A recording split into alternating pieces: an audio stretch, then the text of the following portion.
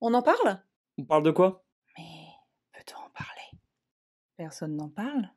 Si, nous, on en parle. Parlons ensemble. Merci beaucoup. Bonjour à toutes et à tous. Hop, je vais juste partager mon écran. Hop, normalement, vous devez voir mon écran. Hop, donc aujourd'hui, je vais vous faire un petit topo sur la fatigue liée au cancer. Je tiens aussi à remercier Baptiste Morel et Martin Charton, qui sont les universitaires qui sont à l'initiative du projet BioCare Factory, que je vais présenter aussi dans ce topo. Donc, je vais essayer d'aborder un petit peu les différentes origines de la fatigue liée au cancer et puis donner aussi des solutions pour essayer d'y répondre. Alors, la fatigue, il faut d'abord savoir que c'est une sensation en fait qui est perçue par chacun d'entre nous. C'est quelque chose de tout à fait normal, ordinaire. Ça peut être une fatigue physique, aussi physiologique, psychologique. On a énormément de choses. Il y a des connotations qui sont différentes. Ça peut être une sensation de manque d'énergie. Ça peut être une faiblesse. On peut se dire, tiens, aujourd'hui, du mal à fonctionner. La journée me paraît difficile. La marche, c'est compliqué. Ça peut être une fatigabilité, c'est-à-dire qu'au bout d'un moment, je peux faire un effort, mais j'ai du mal à le tenir. La fatigue va vraiment arriver, va commencer à me plomber. Ça va devenir compliqué. Ça peut toucher tout ce qui est effort physique, mais également le sommeil. On le verra tout à l'heure. Aussi, on verra que ce n'est pas parce qu'on dort qu'on se repose réellement. On va voir un petit peu tout ça. L'envie de repos, le manque de motivation, la lassitude, l'ennui également. Toutes ces connotations qui viennent en fait définir ce qui peut être la fatigue. Donc la fatigue, forcément, elle va impacter le fonctionnement de l'organisme, à la fois au niveau du corps, mais au niveau aussi psychologique. Donc on peut avoir une atteinte qui va être plus neuromusculaire, c'est-à-dire soit une activation du muscle, soit aussi une fatigue à l'effort, à l'endurance, c'est-à-dire on peut se dire avant je pouvais marcher plusieurs heures sans vraiment ressentir de fatigue et maintenant quand je vais marcher pendant 10-15 minutes, je sens un essoufflement qui va s'installer et du coup de la fatigue. Ça peut être une fatigue plus cognitive, c'est-à-dire au niveau du cerveau, difficulté de concentration, difficulté à mémoriser également. Elle peut aussi être émotionnelle et affective. Et puis, on a aussi tout ce qui va être comportemental. On va voir que la fatigue va changer nos comportements et que certains comportements peuvent induire de la fatigue. Donc, on va voir un petit peu tout ça dans cette petite conférence. Donc, pour rappeler, c'est vraiment un processus qui est normal. Il ne faut pas se dire que la fatigue, c'est anormal, pas du tout. Au contraire, c'est un mécanisme qui fait partie de nous, qui est là à la fois pour nous protéger et puis à la fois pour nous avertir quand on commence à faire des efforts un peu trop importants. Donc, c'est une adaptation au niveau du comportement qui va se développer. Alors là, par exemple, chez une personne malade, comme quand on est atteint d'un cancer, on va avoir cette fatigue qui va rentrer en jeu, qui peut être à la fois un symptôme, mais à la fois une adaptation. Une fatigabilité à l'effort, c'est-à-dire on peut sentir à peu près, on va dire, bien quand il n'y a pas d'effort physique, mais à partir du moment où on va commencer un type d'effort, ressentir cette fatigue qui arrive d'un coup et qui va nous empêcher de fonctionner. Et on peut avoir donc tout ce qui est lié au sommeil. Comme je disais tout à l'heure, ce n'est pas forcément parce qu'on a l'impression de dormir beaucoup que le sommeil est réparateur. Il y a plusieurs phases de sommeil et des fois, on voit qu'il y a des gens qui ont un sommeil qui est relativement stressé, qui n'est pas récupérateur. Et ce n'est pas parce qu'on va dormir longtemps, du coup, qu'on va dire c'est bon, cette fatigue va disparaître. Donc, on va le voir aussi que la fatigue liée au cancer a tendance à ne pas disparaître avec le repos.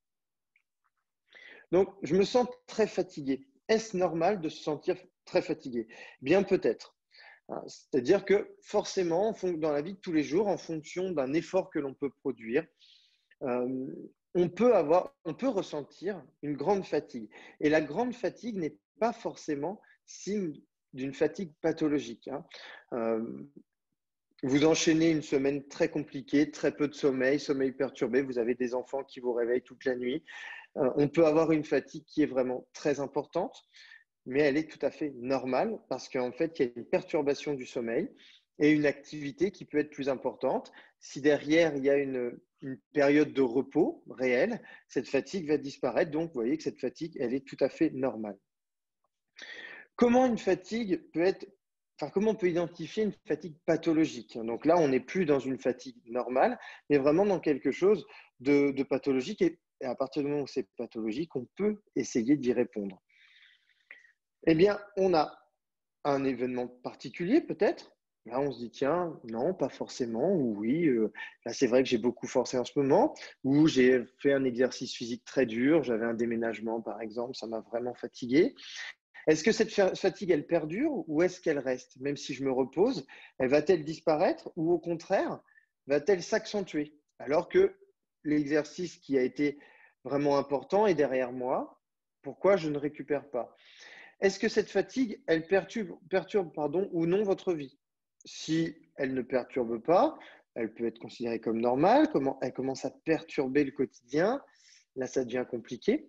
Est-ce qu'elle est réversible ou non au repos? Je dors.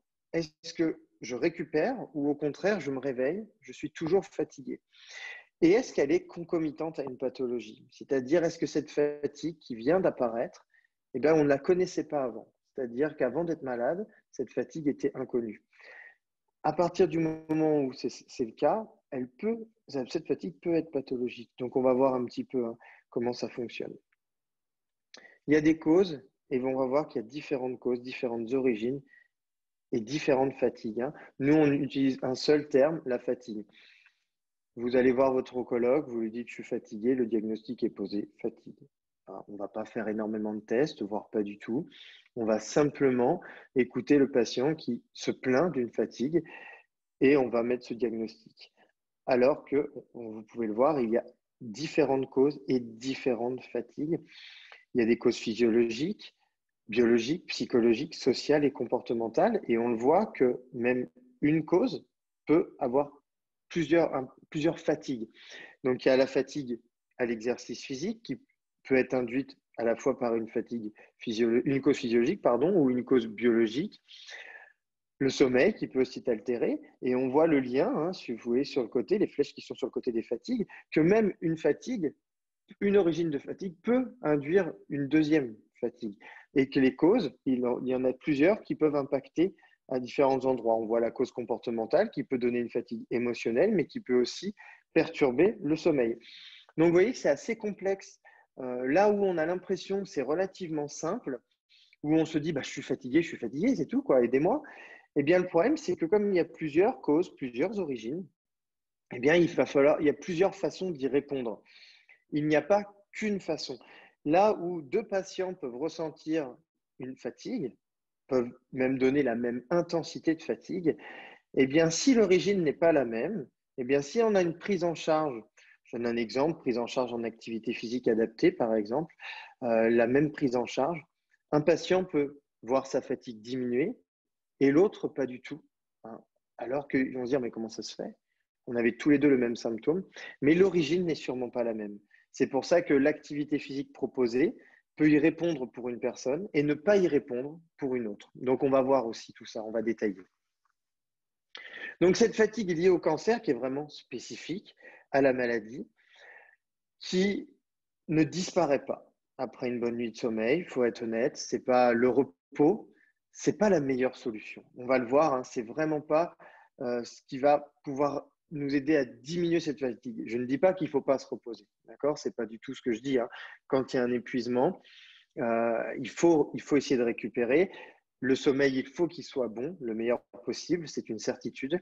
Mais on va voir que trop dormir ou passer du temps allongé, assis, trop souvent, eh bien, non seulement ça ne va pas répondre à la fatigue, mais ça peut l'accentuer parce que ça va engendrer derrière un déconditionnement physique et du coup rendre le corps plus faible.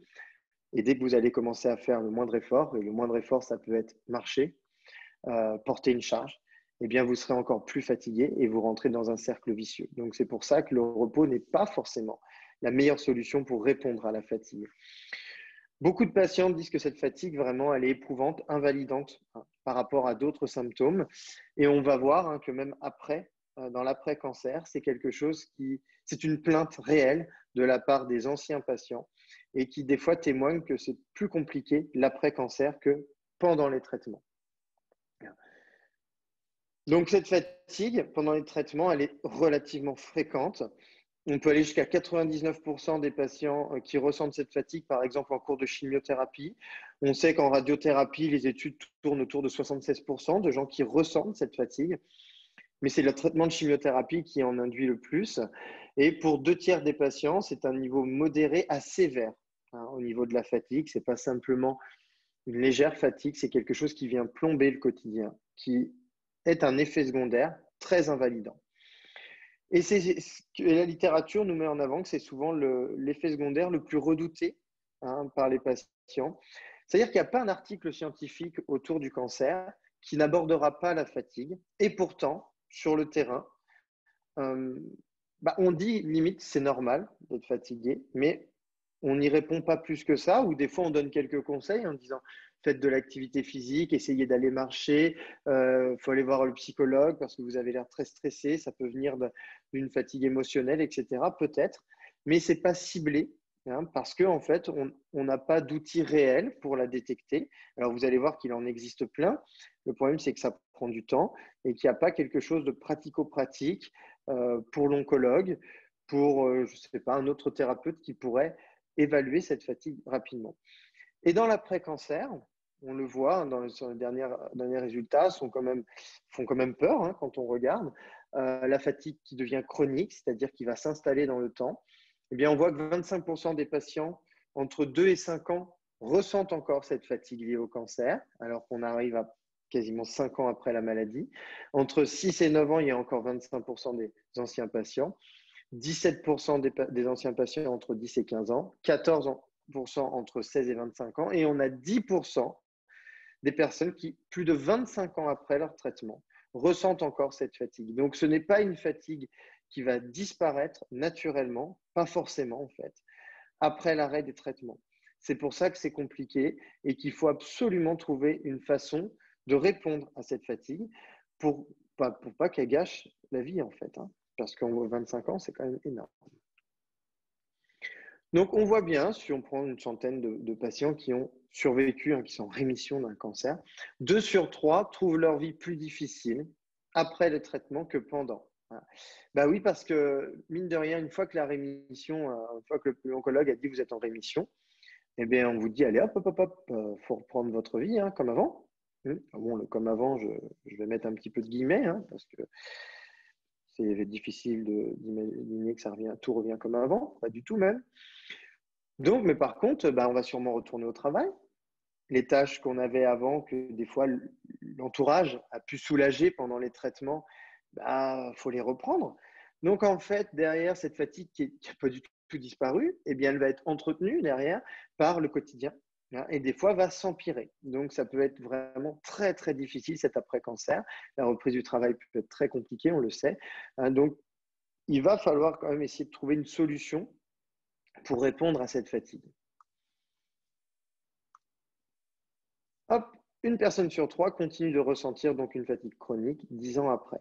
Une personne sur 3 quand même, c'est énorme, on l'a vu, donc il faut vraiment faire quelque chose.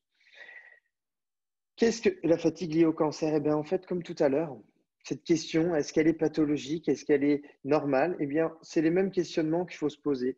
Est-ce que la fatigue est liée à un événement particulier? Oui ou non? Est-ce que c'est parce que j'ai trop forcé? Voilà, j'ai eu un week-end un peu chargé, il fallait faire beaucoup de choses, j'ai eu de la visite, oui, j'ai abusé, c'est compliqué ou non, pas du tout. Non, cette fatigue, que je fasse quelque chose ou que je ne fasse rien, elle est présente et elle a quasiment la même intensité. Ça se pose la question de est-ce qu'elle disparaît ou est-ce qu'elle perdure? Et est-ce qu'elle perturbe la vie exactement comme tout à l'heure? Et est-elle concomitante à la pathologie ou, oui, mais je suis en rémission, je ne suis plus malade et cette fatigue est toujours là. Donc, c'est des questions à se poser pour vraiment identifier si elle devient chronique, si elle est pathologique, si elle est liée au cancer ou si elle est normale. Parce que, attention, on a des fois des personnes qui nous disent ah, mais là, c'est hyper dur. Oui, mais vous venez d'arrêter les traitements, vous avez repris le travail à 100%, c'est peut-être trop, il aurait fallu bénéficier du temps partiel thérapeutique parce que la reprise à 100%, c'est compliqué. Là, on peut identifier et on peut dire que c'est la reprise du travail qui est compliquée. Donc, il faut vraiment se poser les bonnes questions pour savoir si elle est liée à la maladie ou liée à un événement particulier. Et quand on regarde sur les mécanismes de cette fatigue liée au cancer, eh bien, vous voyez qu'il y a deux types de mécanismes, ceux qui sont directs et ceux qui sont indirects. Mais regardez le nombre d'origines possibles en fait de cette fatigue. Elle peut être physiologique, l'activation volontaire des muscles, c'est-à-dire est-ce qu'on a un cerveau qui va chercher à recruter l'ensemble des fibres musculaires. En fait, pour faire simple, est-ce que mon cerveau, quand je fais une tâche, est-ce qu'il va bien recruter mes muscles dans leur globalité pour répondre à l'effort physique que je dois fournir? Ou est-ce que mon cerveau il a du mal à aller chercher cette activation des muscles, et ce qui fait que je ne me sers pas de mon potentiel musculaire. Donc forcément, si je ne me sers pas de tout mon potentiel, je serai moins efficace et peut-être que je vais me fatiguer. Donc, est-ce qu'il y a un impact sur la force musculaire, sur l'endurance des muscles? Est-ce que mes muscles sont devenus moins endurants? La capacité cardiovasculaire, la composition corporelle. Vous prenez deux personnes du même poids. S'il y a plus de muscles chez une personne ou si chez l'autre, il y a plus de graisse, la graisse, ça ne sert à rien, à part fatiguer le corps, augmenter le travail, demander plus de travail de la part du muscle. Ce qui compte, c'est le muscle. Le reste, ça ne sert pas à grand-chose. J'exagère un petit peu quand je dis ça, mais des fois, c'est même une problématique qui va s'installer. La prise de poids est assez fréquente quand même dans l'après-cancer aussi, donc il faut faire attention à ça. Est-ce qu'il y a la résistance à la fatigue qui n'est plus là? L'efficacité du muscle, un muscle plus du tout efficace. Au niveau biologique, il y a la réponse inflammatoire. Bien sûr que la réponse inflammatoire, c'est un mécanisme naturel pour aider notre système immunitaire à se défendre quand on est agressé. Mais par contre, si on parle du surpoids et de l'obésité, l'obésité va créer de l'inflammation qui n'est pas utile à l'organisme et qui va même être délétère pour lui et qui va créer de la fatigue parce que l'organisme va se battre contre rien du tout. Et ça, c'est pas bon. Des dommages musculaires, est-ce qu'il y a des fonctions endocriniennes qui sont atteintes? Une anémie, bien sûr, quand on est anémié, que les rouges sont plus là ou qu'il y en a moins, bien sûr que c'est compliqué et que ça fatigue l'organisme. Il va falloir y répondre à ça. L'anémie, généralement, qui est très fréquente pendant les traitements, on y répond avec des traitements, bien sûr. Et puis, au niveau indirect, au niveau psychologique, est-ce que je suis anxieux? Est-ce que je suis plutôt dépressif, stressé? Est-ce que j'ai du mal à mémoriser? Tout ça, ça demande un effort au niveau du cerveau, au niveau psychologique. Et bien sûr que ça fatigue. Au niveau comportemental, est-ce que je dors bien? Et est-ce que mon sommeil est bien réparateur ou au contraire, j'ai un mauvais sommeil? L'appétit, c'est pareil, est-ce que je mange correctement? Le soir, pas trop chargé. Les raclettes le soir, vous mangez raclette le soir, vous dormez raclette, vous transpirez raclette. L'organisme, en fait, il lutte. Donc, le sommeil n'est pas bon. On se réveille la nuit, on a soif parce que forcément, notre corps est en train d'essayer d'éliminer, de traiter un peu cet apport de gras avant d'aller se coucher qui n'est pas bon. Donc, l'alimentation est importante, donc il faut faire très attention à ça. Et puis, au niveau social, est-ce que je suis isolé, seul? Est-ce que j'ai de la famille, des amis? Est-ce que j'ai une vie sociale ou est-ce que je suis un petit peu isolé, tout seul et c'est moins facile de se motiver, de bouger et de ne pas déprimer surtout. Si on prend plusieurs exemples qui peuvent aboutir à la fatigue chronique, regardez la fonte musculaire lors d'une chimiothérapie qui est extrêmement fréquente. Le muscle disparaît, toutes les cellules à reproduction rapide sont touchées par le muscle, par la chimio, le muscle en fait partie. Vous avez un muscle qui fond, il est moins fort. Du coup, je me fatigue beaucoup vite à l'effort physique parce que ma musculature n'est plus là. Un effort que je faisais avant, il devient compliqué. J'arrête donc de sortir, je fais moins d'efforts, je diminue, je bouge moins. Oui, mais en bougeant moins, on peut aussi se dire je vais déprimer, je suis chez moi, je ne fais plus rien, c'est ça ma vie. Donc la dépression qui peut s'installer, ça peut aboutir à la fatigue chronique. Je peux partir d'une autre chose, d'une angoisse. Je suis angoissé par rapport à cette maladie, peur de la récidive quand il y a la rémission, quand on est en rémission. J'arrête de sortir parce que mes angoisses me prennent trop la tête. Donc, du coup, je fais moins d'activités habituelles. Donc, il y a un déconditionnement physique parce que je bouge moins. Donc là, c'est plus la chimio qui impacte mon muscle, mais c'est le fait de moins bouger, de moins faire d'efforts physiques. Je me déconditionne, donc je vais me fatiguer. Dès que je vais bouger, dès qu'on va vouloir me dire, allez, tiens, on sort, on va se balader, on fait quelque... Ben, je me fatigue très vite lors de l'effort et boum, je rentre dans le cercle vicieux de la fatigue chronique. Il n'y a personne qui peut m'aider. À proximité, je suis un peu isolé.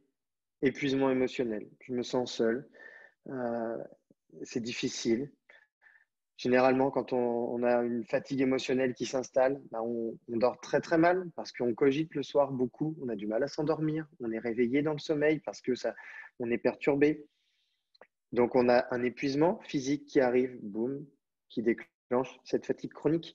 Donc, vous voyez tous ces facteurs-là. Où est-ce qu'elle est, cette fatigue liée au cancer? Dans tous ces facteurs, ben, elle est au milieu. On voit bien qu'en fait, cette fatigue liée au cancer, elle est pas spécifique d'une seule origine, mais elle a plusieurs origines possibles. D'où la complexité en prise en charge. Parce qu'en fait, ce qui est dommage avec cette fatigue liée au cancer, c'est qu'on sait y répondre. On a beaucoup de soins oncologiques de support qui peuvent répondre à différentes origines de la fatigue. Mais il faut être capable de détecter là où les origines. Et c'est l'objectif du projet donc, qui s'appelle BioCare Factory, que l'on met en place au niveau du Mans, avec plusieurs... il y a la Ligue contre le cancer qui intervient, une clinique de cancérologie, l'hôpital, l'Université du Maine. Donc, on a beaucoup de structures qui vont intervenir sur ce projet. L'objectif, c'est quoi? Évaluer de façon individuelle les origines de la fatigue pour créer un profil de fatigue et pour pouvoir adapter sur le terrain notre prise en charge. La première étude qu'on avait publiée, elle date de 2018. C'était pour trouver un petit peu. Alors, vous voyez, ce qu'on voit, ça s'appelle un grip. En fait, il fallait serrer pendant 4 secondes le plus fort possible, la pression la plus forte, 1 seconde de repos et ainsi de suite, 60 fois. Ça prenait du temps. Et en fait, qu'est-ce que ça a mis en avant? C'est le seuil de fatigue, enfin de force critique qu'on appelle. C'est-à-dire qu'à un moment donné, on a beau enchaîner, forcer, on ne peut plus forcer. On arrive à un seuil où ça ne sert à rien de continuer l'exercice indéfiniment parce qu'on ne dépassera plus ce seuil, on ne pourra plus forcer de façon aussi élevée. Et ça nous a permis, en faisant ça, de détecter plusieurs origines de la fatigue et de créer ce protocole qui s'appelle BioCare Factory et de pouvoir le mettre en place. Donc là, l'objectif, ça va être de trouver l'origine de la fatigue. On va commencer avec des patientes atteintes d'un cancer du sein que l'on va suivre du diagnostic jusqu'à peu près la rémission, jusqu'à 18 mois. Ou alors dans l'accumulation des traitements, bien sûr, qui est possible. Donc, on va avoir, vous allez voir que ce protocole est mine de rien trop lourd. C'est-à-dire que pour une étude, les gens sont gentils, ils participent, mais oui, il faut prendre 1h30 de leur temps, 4 fois, plus les questionnaires qu'on va leur donner à côté. En fait, ça prend beaucoup plus de temps que ça. Vous voyez bien qu'en pratique, ça va être compliqué. Donc, l'objectif, ça sera de trouver quelque chose de plus court, de condensé. Mais bon, pour trouver ça, il faut d'abord décortiquer un petit peu les origines possibles de cette fatigue. Donc, juste pour faire très, très simple, pour vous montrer un petit peu le type de test que l'on va faire, on va faire bien sûr un entretien avec chaque patiente. Dans un premier temps, on inclura d'autres localisations plus tard, mais pour l'instant, on va commencer chez les patientes qui ont un cancer du sein. On va évaluer les fonctions cognitives, on va avoir des mesures anthropométriques, des tests d'équilibre posturaux, des tests de force critique. On va faire des tests aussi sur bicyclette et puis porter cet appareil que vous voyez là sur la personne c'est un actimètre que l'on va porter en fait pendant 72 heures au moins minimum. Le patient l'enlèvera que pour se laver, il va dormir avec et ça nous donne des informations sur la qualité du sommeil, sur l'activité spontanée et on va avoir beaucoup comme ça d'informations. On regardera aussi les marqueurs inflammatoires et puis des questionnaires que l'on donnera sur la qualité de vie, la dépression, la fatigue, etc. pour essayer d'évaluer de façon globale ou le plus large possible ces origines des fatigues. Et en fait, l'objectif après, ça va être d'y répondre. Et regardez, si on regarde bien sur le terrain, on a déjà des choses qui répondent. Au niveau des médicaments, qu'est-ce que l'on a? Eh bien, c'est surtout pour la fatigue, en fait, les médicaments ne fonctionnent vraiment dans un seul cas, quasiment.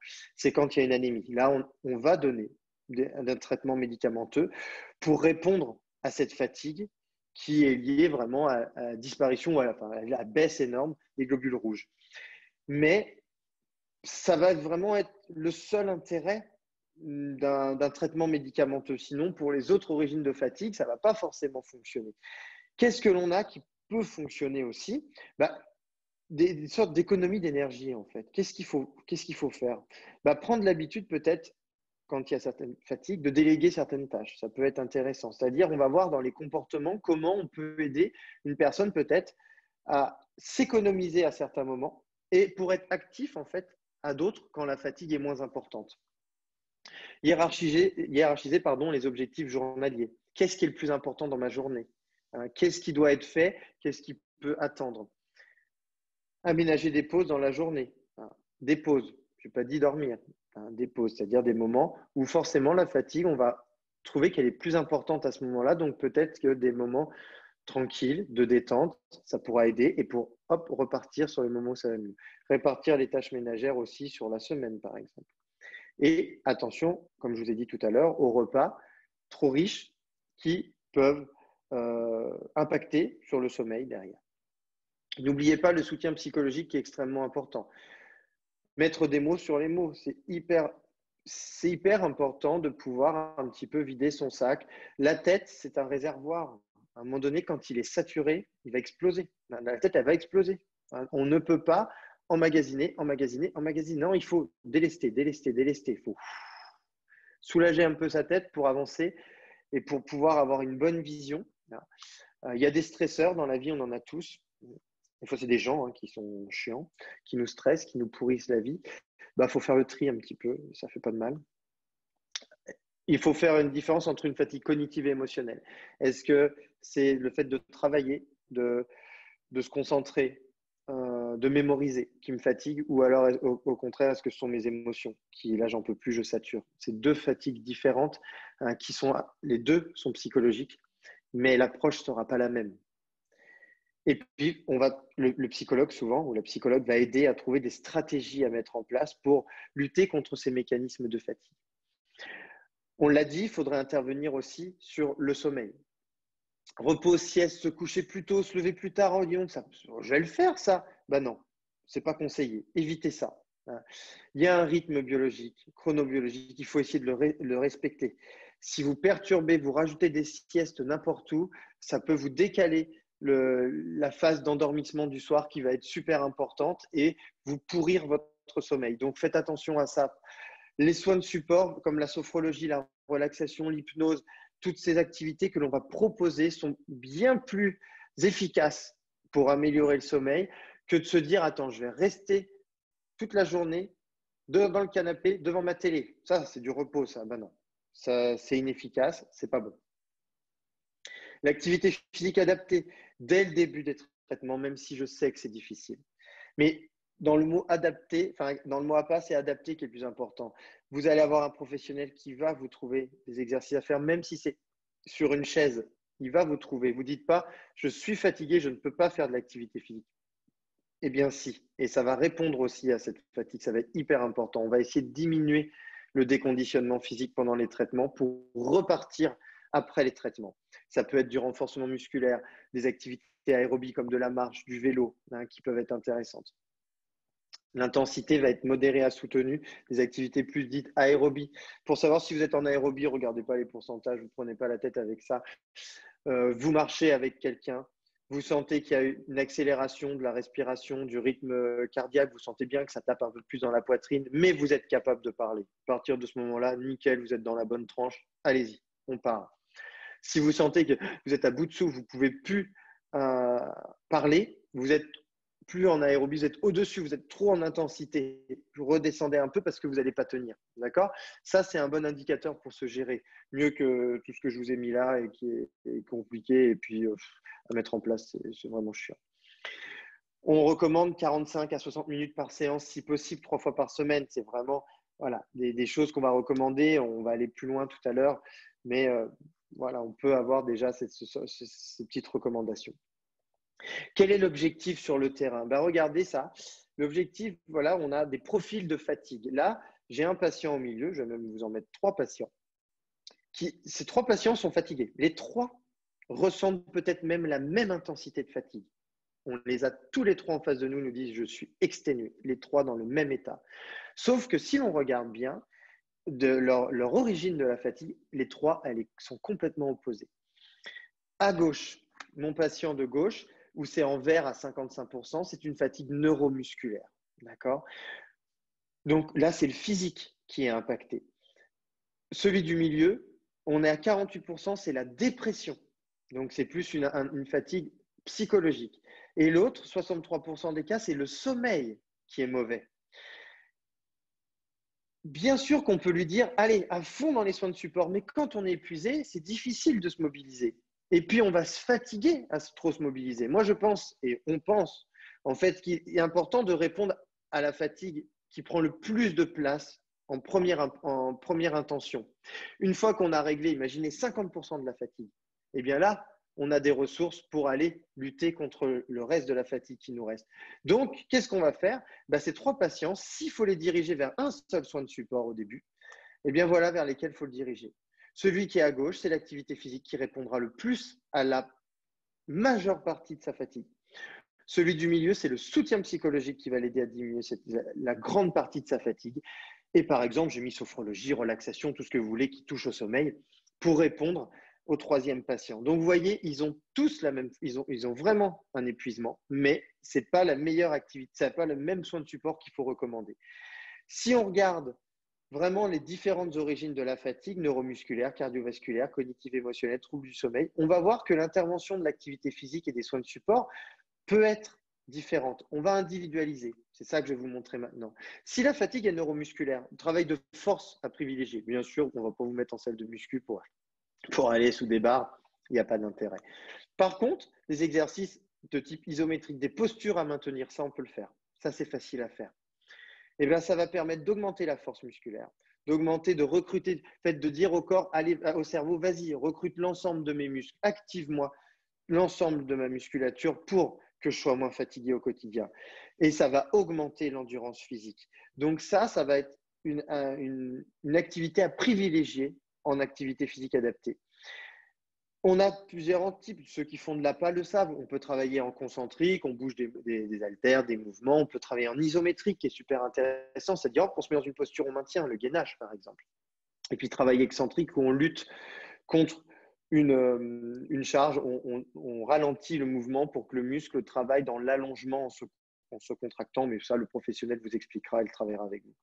Si la fatigue est cardiovasculaire, marchez, faites du vélo, nagez si vous pouvez, des activités longues. Vous voyez, on recommande pendant les traitements 9 mètres, bon c'est compliqué, 15 mètres après cancer, si vous voulez, pour faire simple, j'aime bien un tableau, mais il faudra le regarder à tête reposée, ce tableau, c'est-à-dire qu'on a des activités qui consomment plus d'énergie en fait.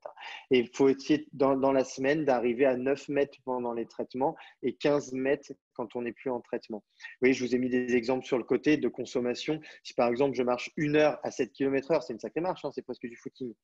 Je consommerai entre 5 et 7 mètres. Donc s'il faut que j'arrive à mes 15 mètres, il faudrait peut-être quasiment faire 3 heures de marche par semaine à 6-7 km/h. Vous voyez, ça donne des indications du nombre d'activités physiques à faire par semaine. D'accord ? La fatigue cognitive et émotionnelle, bien sûr, soutien psychologique, sophrologie, relaxation, hypnose, tout ce qui peut vous aider au niveau cognitif, émotionnel, foncez. Et l'activité physique aussi, mais là, un peu différente. En petit groupe, parce que blablabla, il faut parler. Il faut créer du lien. Ça va être important pour répondre à cette fatigue cognitive et émotionnelle. Là, l'activité, elle n'est pas forcément intense. 3-4 mètres par semaine suffisent pour répondre quand la fatigue est d'origine cognitive. Là où en cardiovasculaire, il fallait être à 9 mètres pendant les traitements et 15 mètres en dehors des traitements, là, 3 à 4, c'est beaucoup moins. Et il y aura déjà un impact. Vous voyez, on peut, quand on sait l'origine de la fatigue, on adaptera notre prise en charge, même en activité physique. La place centrale de l'échange, du partage. Il faut parler, échanger. On vide son sac aussi, ça fait du bien. Là, on est entre patients, avec le professionnel, on y va, on lâche des choses qu'on ne dit pas à la maison, ça soulage. L'encadrement aussi est très important. Pratiquer seul, c'est bien, mais on voit qu'il y a plus d'impact à être pris en charge par un professionnel. Quand c'est les troubles du sommeil, pareil. prise en charge psychologique, parce que si on rumine, on dort mal. La sophrologie peut énormément aider, la relaxation aussi, des techniques d'auto-hypnose qui peuvent aider à s'endormir. Recommandations pour l'activité physique, aérobie, donc une marche, allez marcher par exemple. Faible intensité, baladez-vous 2-3 heures par semaine, si vous pouvez, 10 minutes, 15 minutes par-ci, par-là. Allez-y, bougez. Au moins 30 minutes par jour, si possible 5 fois par semaine, pour avoir une efficacité sur le sommeil. D'accord? Il faut de la régularité pour le sommeil. Et pas d'activité à haute intensité le soir, parce que sinon, vous allez être énervé et vous allez avoir du mal à trouver le sommeil. Donc, pas de trop forte intensité le soir. Donc, vous voyez, il y a plusieurs origines. C'est important de garder ça à l'esprit. Plusieurs origines de la fatigue liée au cancer. Il faut trouver l'origine principale dans un premier temps pour y répondre tout de suite, pour être beaucoup moins fatigué. Et dans un second temps, on répondra aux autres origines de la fatigue qui sont moins importantes parce qu'on aura plus d'armes, on sera moins fatigué, donc ça sera plus facile de s'investir dans ce travail-là. Il faut absolument, donc, comme je vous ai dit, trouver cette origine. Les solutions, on les a sur le terrain depuis un moment. Et puis, gardez à l'esprit que l'activité physique adaptée, je pense que c'est le traitement non médicamenteux, la thérapie non médicamenteuse qui est le plus efficace contre cette fatigue, mais à condition de l'utiliser à bon escient en fonction de différentes origines de cette fatigue. Voilà ce que je voulais vous dire. Donc, il y a un livre qu'on a sorti avec Martin sur la fatigue liée au cancer, si ça vous intéresse.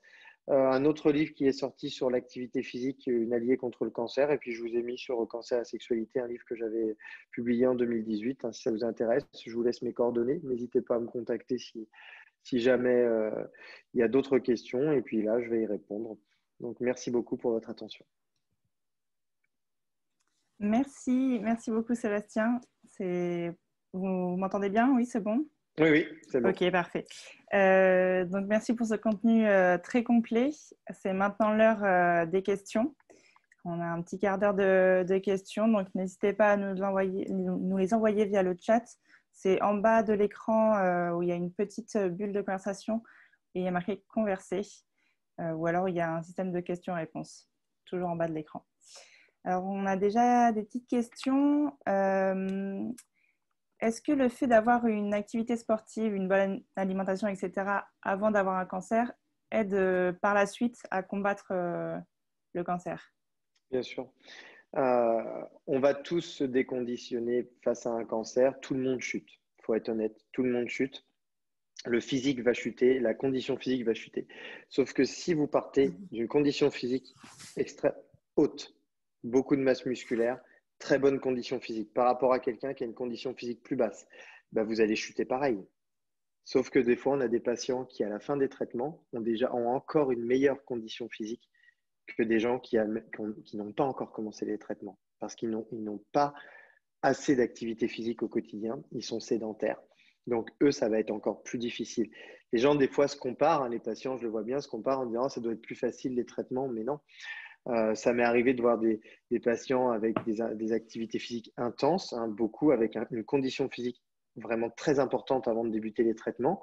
À la fin des traitements, ils apparaissent comme quelqu'un qui fonctionne bien, c'est-à-dire il y a plein de patients qui disent « Oh là là, ça va, disons que lui, ça va, il a bien encaissé et tout », mais en fait, non. Pour lui, il a vachement chuté. Mais c'est vrai que par rapport aux autres, il a une meilleure condition physique, mais il partait de beaucoup plus haut. Tout le monde chute. Mais vraiment, la condition physique, elle est extrêmement importante. Surtout, vous voyez, quand il y a eu un cancer, il y a la rémission pour éviter la récidive. Et ça, déjà, ça va y jouer. Et surtout, si vraiment, j'espère pas, mais quand il y a récidive, faut être aussi prêt, quoi. Ok. Alors, on a une autre question. Sous chimio en sous-cutané, il m'est difficile de garder mon rythme d'activité sportive. Bon, ce n'est pas vraiment une question, c'est plus un commentaire. Oui, c'est plus difficile, bien sûr. Voilà, tout le monde descend. Moi, je me rappelle d'une patiente que j'avais eue qui courait 5 fois par semaine. D'accord? Pendant sa chimiothérapie, elle a continué, elle a réussi à courir, mais plus qu'une fois par semaine. C'est rare, hein, bien sûr, les gens comme ça qui arrivent, mais elle a vachement chuté. Pour tout le monde se disait, waouh, elle est extraordinaire, elle court une fois par semaine, elle faisait ses 10 kilomètres. Pour elle, c'était une grande chute, bien sûr, mais, euh, elle arrivait à maintenir quelque chose, d'accord? Mais beaucoup plus difficilement pendant les traitements, on est d'accord. Mais si on arrive à maintenir une activité physique, ça sera plus facile de rebondir après, plutôt que de ne rien faire et de se dire, allez, je fais rien, j'attends que ça se passe les traitements, mais alors vous allez chuter, chuter, chuter, chuter, chuter, chuter. On va remonter après, mais plus on aura chuté, plus ça sera difficile. Ok. Il y a Florence qui vous remercie pour votre intervention et elle vous demande pourquoi est-ce qu'on peut avoir perdu en capacité respiratoire. Par exemple, donc essoufflement qui arrive très rapidement. Alors, s'il y a une anémie, forcément, l'oxygène est moins bien transporté à cause du nombre de globules rouges qui descend. Donc, forcément, moins de globules rouges, moins d'apport d'oxygène. Donc, on s'essouffle, on hyperventile pour aller chercher notre air. Et puis, la masse musculaire. Le muscle, s'il perd de sa densité, il va perdre en fait ses réserves énergétiques qu'il a et il va devoir aller chercher dans l'oxygène pour une autre filière énergétique pour créer de l'énergie. Du coup, on s'essouffle très rapidement alors qu'avant, on avait cette énergie directement disponible dans nos muscles et du coup, on pouvait l'utiliser. Et maintenant, on ne peut plus. Donc, on est obligé d'aller chercher de l'air et on s'essouffle très rapidement. Ok. Il y a également Frédéric qui vous remercie aussi pour la qualité de votre intervention. Il vous demande que pensez-vous de la place des séances d'éducation thérapeutique dans la prise en charge des patients pour lutter contre les croyances, par exemple, augmentation de la fatigue liée à l'activité physique, donc je ne veux pas en faire. C'est super. Les ateliers d'éducation thérapeutique, c'est vraiment quelque chose qu'il faut. Je pense que ça peut être comment dire, une sorte d'électrochoc pour une personne pour qu'elle puisse comprendre ce qu'est l'activité vraiment physique. Parce que on est un peu bête, nous aussi, dans tout ce qui est prise en charge, soins et tout. On dit sport, faites du sport. Mais moi, je suis désolé, je me mets à la place d'un patient. Quand je regarde à la télé ce qu'est le sport, quand je les vois comme des cinglés, je me dis, bah, je ne peux pas faire ça, bien sûr. Alors que de l'activité physique, tout le monde en fait. À partir du moment où on marche, on fait de l'activité physique. À partir du moment où on porte quelque chose, on fait une activité physique. Quand on comprend qu'on fait déjà de l'activité physique, c'est plus facile d'adhérer. Et l'éducation thérapeutique permet d'enlever toutes ces croyances face à l'activité physique, fait la distinction avec le sport, explique bien sûr que l'on peut, comment on va prendre en charge les patients et forcément, on a beaucoup de personnes qui vont adhérer beaucoup plus facilement. Donc oui, c'est un excellent soin, l'éducation thérapeutique. Ok. Il y a également Anelka qui est enseignant en activité physique. Je vous demande comment connaître le type de fatigue des patients. C'est ça qui est difficile sur le terrain. C'est ça qui est extrêmement difficile parce que, en gros, par rapport à nous, on fait des tests, on fait tous ces tests-là qui nous donnent des indications. Comme ça, c'est compliqué à dire. À part si on a vraiment, moi, je pense qu'un entretien déjà individuel avec les patients est fondamental. Et si on peut aller plus loin que simplement l'activité physique, c'est-à-dire de se renseigner si le patient est-ce qu'il a une humeur dépressive? Est-ce qu'au contraire, il est soutenu? Est-ce que ça va bien? Pour voir s'il y a vraiment quelque chose au niveau émotionnel. Au niveau cognitif, dans les exercices de double tâche, dans le fait de donner des informations, est-ce que le patient enregistre? Est-ce qu'il faut qu'il se concentre? Est-ce qu'il comprend? Là, c'est une fatigue qui peut être, on pourrait se dire, tiens, il y a une fatigue cognitive. Voilà, mais c'est difficile parce que, et de questionner aussi, vous dormez bien? Des fois, des questions simples, on peut le faire, même dans n'importe quelle prise en charge, si on a juste cette ouverture de dire, mais c'est pas sûr qu'on trouve pile hein, l'origine, on est d'accord, parce que là, nous, on fait plein de tests pour la déterminer, mais ça peut être des indicateurs. Parce que si on ne demande pas à notre patient, mais vous dormez bien, et que la personne vous dit, ah, mais moi, le sommeil, c'est pourri, mais vous pouvez faire des exercices en disant, putain, il ne doit plus avoir de muscles, je vais lui faire du renforcement musculaire, mais en fait, non, parce qu'il il faut plutôt des activités qui vont être bénéfice à l'endormissement plutôt que de trop activer et puis peut-être se dire ben, je ne vais pas le prendre en charge le soir mais plutôt le matin, ça sera plus efficace. Voilà, il faut poser beaucoup de questions en fait. Il faut Vraiment, des fois, je pense que notre problématique chez nous aussi en France, c'est que on veut qu'on a un métier, il ne faudrait pas déborder, il faudrait qu'on soit comme ça. Je ne dis pas qu'on va faire le métier des collègues, mais on peut parler aux gens quand même, on peut parler à nos patients, on n'est pas bête, on a un cerveau, on peut réfléchir et demander de l'aide à nos collègues, demander de l'aide aux oncologues. Bon, voilà, mais il faut échanger, hein. C'est pour ça qu'on fait des réunions pluridisciplinaires pour essayer de répondre au mieux à tous les besoins de nos patients. Et être à l'écoute aussi, surtout. Bien sûr. Il y a une autre question du coup sur sous tamoxifène. Comment gérer un mauvais sommeil? Ouais, il faudrait savoir pourquoi il y a un mauvais sommeil. Voyez. Ça, c'est ça. Est-ce que je rumine le soir? Est-ce que je rumine? Est-ce que j'ai des douleurs? Douleurs articulaires, douleurs musculaires qui font que c'est dur de s'endormir, que ça me réveille la nuit? Est-ce que j'ai des bouffées de chaleur? Parce que les bouffées de chaleur, c'est bien mignon. Hein, des fois, il y a des oncologues, ils disent ouais, vaut mieux, on peut dire ouais, prendre de tamoxifène le soir parce que des fois, ça donne des somnolences.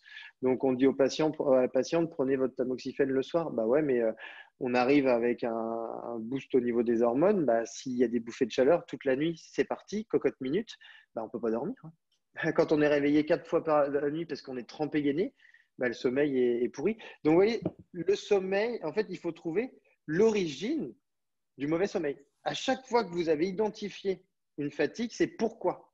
Pourquoi je dors mal? Pourquoi je dors mal? Il faut essayer de répondre à cette question. Et d'en parler à l'oncologue, d'en parler aux autres profils. Si on rumine trop, le psychologue, il est top. Il faut aller le voir, au moins pour échanger avec. Vous voyez, il faut trouver ses origines, en fait. C'est vraiment ça le travail le plus difficile. Okay. Il y a Christiane qui dit qu'il n'y a plus d'atelier à pas dû au Covid, donc c'est très compliqué. Peut-être, du coup, ça me fait penser à une question. Peut-être que vous avez des petits exercices au quotidien qu'on peut faire, je ne sais pas.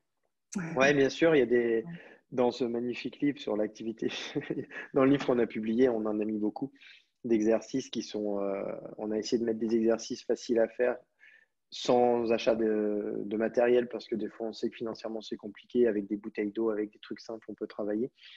On peut se forcer à faire des exercices, ne serait-ce que 10-15 minutes par jour, ça serait déjà super.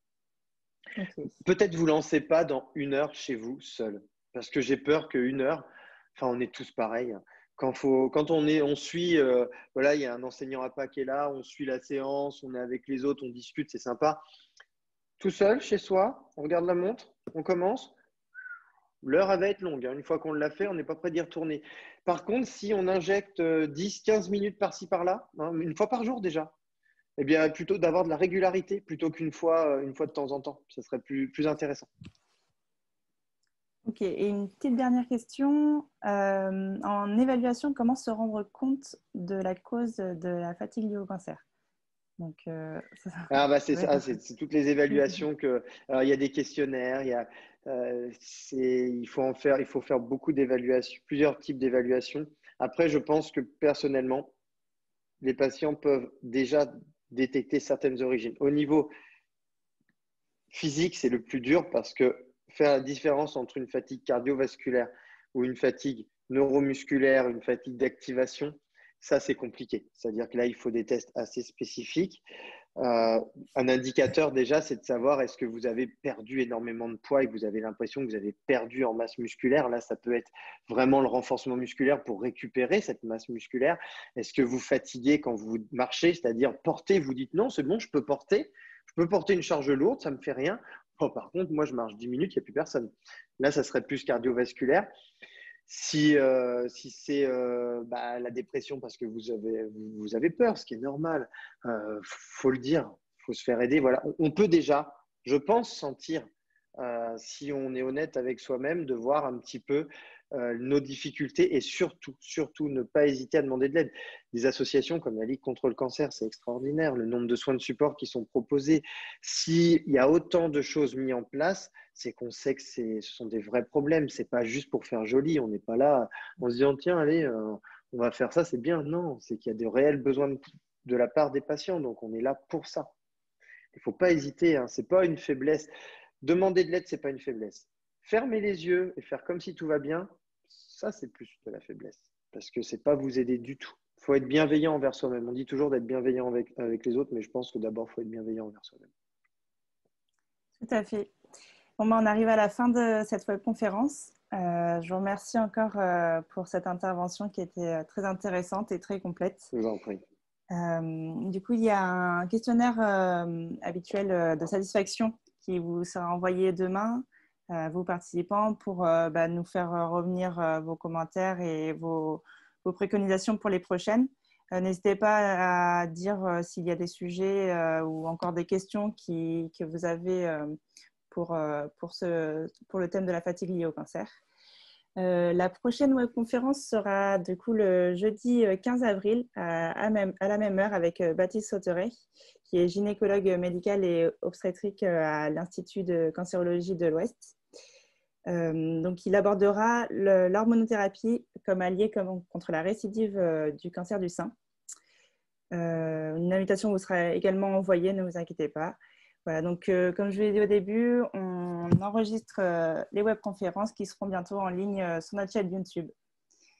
Merci encore et à bientôt. Merci, au revoir.